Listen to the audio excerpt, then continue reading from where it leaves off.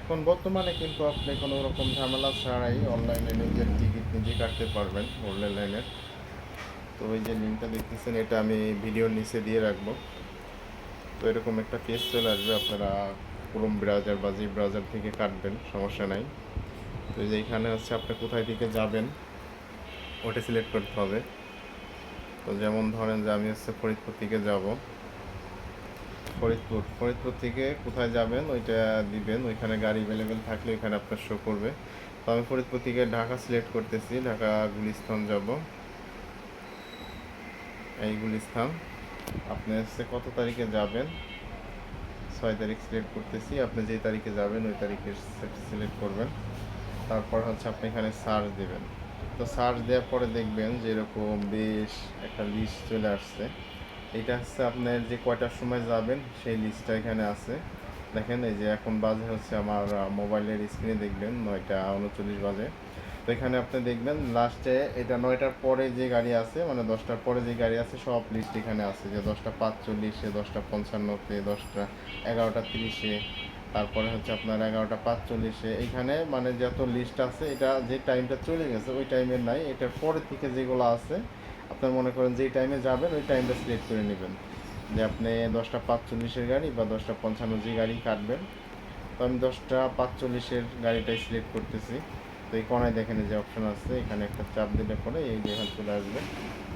এই যে দেখেন এই যেগুলো কালো রকম হয়ে রয়েছে যেগুলো, এগুলো হচ্ছে অলরেডি বুকিং হয়ে গেছে, কনফার্ম টিকিট কনফার্ম হয়ে গেছে।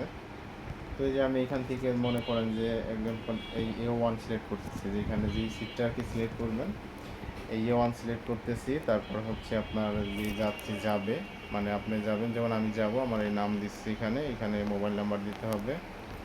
আমার নাম্বারটা আমি উঠে দিচ্ছি এখানে,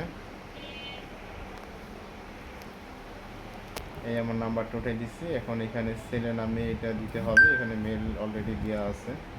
যদি কোনো মানে মেয়ে যায় তাহলে এখানে এটা সিলেক্ট করতে হবে। তো এখানে হচ্ছে বোর্ডিং পয়েন্ট, আপনি কোন কাউন্টার থেকে উঠবেন, এখানে যে ফরিদপুরের টাইম এটা আছে, তালমা কাউন্টার এখানে আছে, ঠিক আছে। এখানে যে কাউন্টার থেকে আপনি উঠতে পারবেন এই যে মুন্সিবাজার আছে, আপনি যে কাউন্টার থেকে উঠবেন ওইখানে কাউন্টার সিলেক্ট করবেন। তো আমি যেমন যেখান থেকে আমি সুমুর বাসা থেকে উঠবো তালমা কাউন্টার সিলেক্ট করছি, সমস্যা নাই, ওরা আমাকে ফোন দিবে, অবশ্যই ফোন দেবে, আমার নাম্বারটা চলে যাবে টিকিট কনফার্ম করলে। তো এখান থেকে এই যে আপনার হচ্ছে ড্রপ টাইম হচ্ছে গুলিস্তান কাউন্টার আর কি 3টা 30-এ যায় পৌঁছাবে, এটা 3টা 30-এ যায় পৌঁছাবে। তো এখানে যে আপনার এখানে গুলিস্তানে এখানে 3টা 30 পর্যন্ত যা পৌঁছাবে। আর এই যে পেমেন্ট মেথডে এখানে আপনার যে আছে আপনার কোনো কার্ড বা বিকাশ, যাই হোক সমস্যা নেই। তো আমি যে বিকাশ পেমেন্ট করবো, দেখেন সব কিছু মিলিয়ে নেবেন আপনার কয় তারিখে যাইতেছেন সব কিছু। এটা হচ্ছে এসি গাড়ি আসছিল, এই জন্য 500 টাকা ভাড়া, এই যে দেখেন ভাড়াটা ওইখানে দিয়ে দিছে, ঠিক আছে। নন এসি হয়তো বা 400 টাকা, হয়তো বা পেমেন্ট দিয়ে হয়তো বা 460 টাকা বা 410 টাকা কাটবে এসি গাড়িতে। এই যে আমি কনফার্ম করে নিতেছি।